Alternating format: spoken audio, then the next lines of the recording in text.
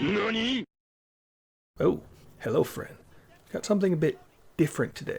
Enlisted, a game I do enjoy on occasion between event burnouts, has brought back the zombie event, taking inspiration of the game mode made famous by World at War. Originally this was an April Fool's event, simple defend against infinite waves gaining tokens to upgrade weapons. This time it's a little different. Made a backstory for it like the Mecha event. The Germans, in search of a wonder weapon, end up causing a demon invasion, so the entire world unites to end it in Operation Earthshield. 1 month long event that should tide us over till late November. Jump into game modes to select and queue up. Neat thing is we can spawn on at least one map from every campaign. Not only variety, but to show the world is under attack. We start out as a standard GI with a team of 3 others. Need to open a weapon crate to get a SMG. Now, unlike the prior event, we're only limited to the lower ranking assaulter weapons for the moment. Personally, I recommend trying to get the MP40 or the Winchester pump. If you find a box that has a weapon you don't like, you can always pick the prior one back off the ground, or even the ones your allies drop. Thankfully, the pathway is straightforward with objectives on the map and the upper left corner with plenty of ammo, and first aid kits along the way. Most of the enemies are copy-pasted from last event except for the demons. Red shoots fireballs, purple a lightning grenade orb. Thankfully, the paratroopers with the super bot aim have yet to return. Every mission plays out the same. Find and kill elite enemies that kinda go down fairly fast. Close portals using grenades. Even though we only have one at a time, the nearby ammo dump can resupply. Send a message on the radio. Turns into a 3-round defensive mission where you have to activate the radio each time. Let the meter build up and prevent critters from hitting it or it resets. And I do recommend chilling for a second after each round and not activating it again. Make sure you kill everything from the last round because they can build up and make one round a bit nastier than it needs to be. Activate the altar and kill 200 critters in an area. This can be tricky as you get surrounded. Just focus on an area with the least amount and start blasting. The same tactics from last time work. If you grab aggro, just run, sprint as fast as you can and kite the swarm. What you have to do is you have to sprint because they run faster than your basic run speed, but you sprint faster than their run speed. Limited only by stamina, then you start blasting. If you've played EverQuest as a bard, you know how to kite. We get a boss, which can be easy, annoying, or extreme BS depending on which one you get and where you get them. Dick Laser is the first, possibly the worst, at first. Enjoy my experience with him failing horribly. One guy definitely knew what was most up. The rest of us blindsided. It starts to make sense if you watch him.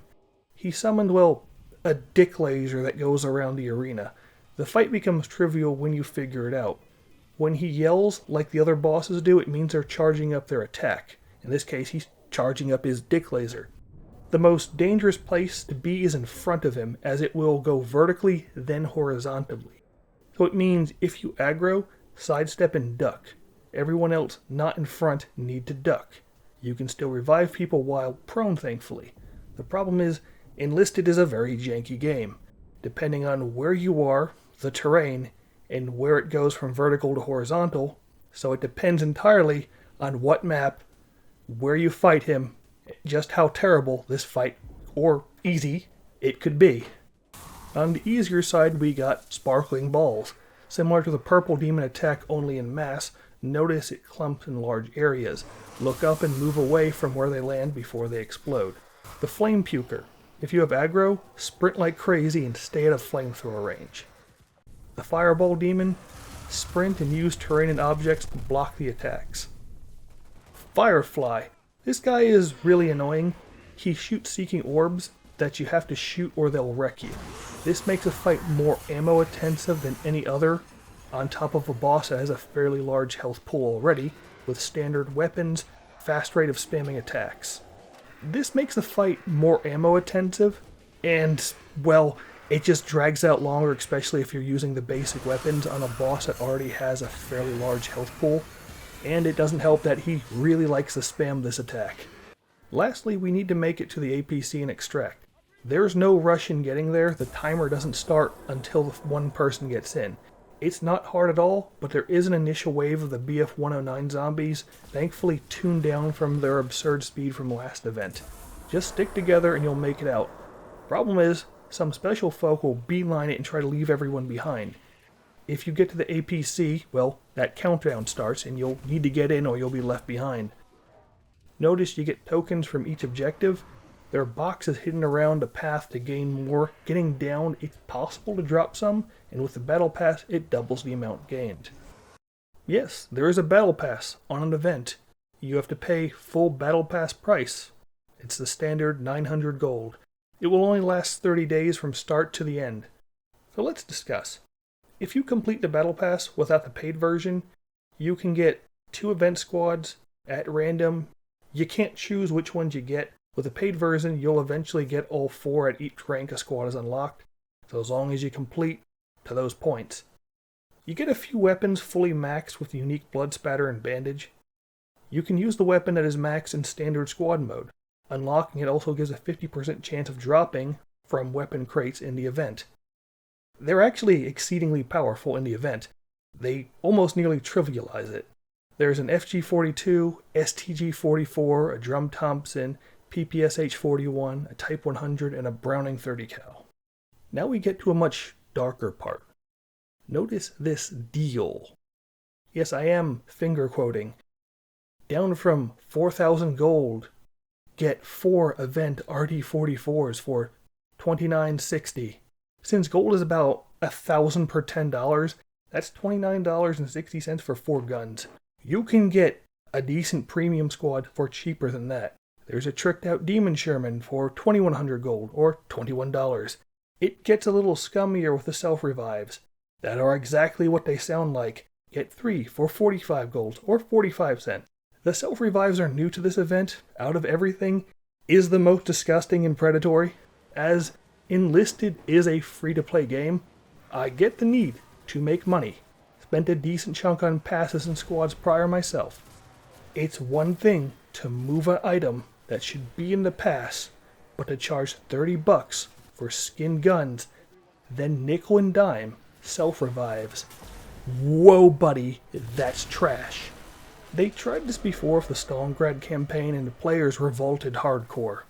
The last problem is, with cosmetics, there's a belief this is opening the floodgates to become Fortnite, overtly goofy stuff that Battlefield 5 was mocked for pre-launch.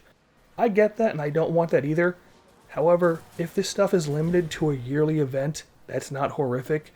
Think about all the items that have ever been event squads. Even with the current event, roughly 3 months out, you barely see them anymore. You rarely see premium squads as it is, much less something like an MKB-35, a Smyger, an RM-50, or even the legendary Kurz. So let's leave Mordor and head back to the Shire. There are 4 heroes to unlock from each major nation. The most desired is the German Reinhard Rust, as he is an engineer who can use a machine gun. He comes with a maxed out MG-15, and the rest of his squad is basically just riflemen. This seems to be the same with all other squads. You get the hero, a maxed out weapon, and a squad that just has rank 1 riflemen. They can equip other specialists, but you'll have to purchase those separately. Now, Reinhard can build all the stuff the same a rank 2 engineer can. The other members can be used in normal squad mode. In the event, you can just use him or any of the other heroes you get locked into the weapons of the event. Yet again, it's the same for all the other 3 heroes as well. The neat thing about Reinhardt is he can build ammo crate or an MG nest during the event, which can help burn down bosses. The other guy I got was the medic, who in the event can revive faster, and can place down a med crate with a fairly long cooldown. The other 2 are the Russian assaulter and a Japanese anti-tank guy. As I don't have them, I can't comment on anything unique, though I did see a theory the Russian may be based on a character from Love, Death, and Robots. The unique soldiers are usually based on real people or movie characters, so I am curious if true. I think I've gone over everything, so let's close this out. I would recommend anyone playing Enlisted to do the dailies for the event. Making the dailies for 2 days is enough to get 1 squad and a weapon, which may prove useful in the future. I'd recommend teaming up with friends. The pugs have a high chance to be AFK or wander off and die. I've completed matches with 3-member pugs. You just need to pay attention, watch each other's back, watch your six, as stuff can spawn and aggro anywhere. Sprint kite the swarms. It's a multiplayer game. Teamwork makes the dream work. As for the event, I must admit I preferred the format of the original zombie event. It was simple and thematic. We stared into the foggy, war-torn abyss, fighting waves and upgrading to the member berries of the original World at War. This current event, although trying to be more ambitious, feels underwhelming. They gimped the weapon selection of the first to nickel and dime people with low impulse control. Not to mention you have to do 2 days of dailies to get a hero and a chance to get a decent weapon to efficiently farm points in the event. Really, after a couple matches, it's the same missions over and over again in a slightly different order and different maps.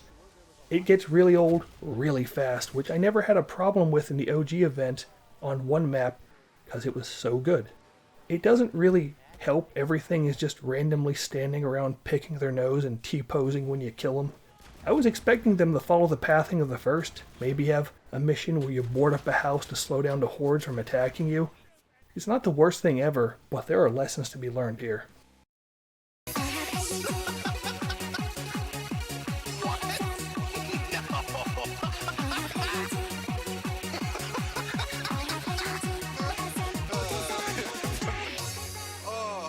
By the way, God bless whoever edited this video. That was the perfect ending to it, I'll be honest with you.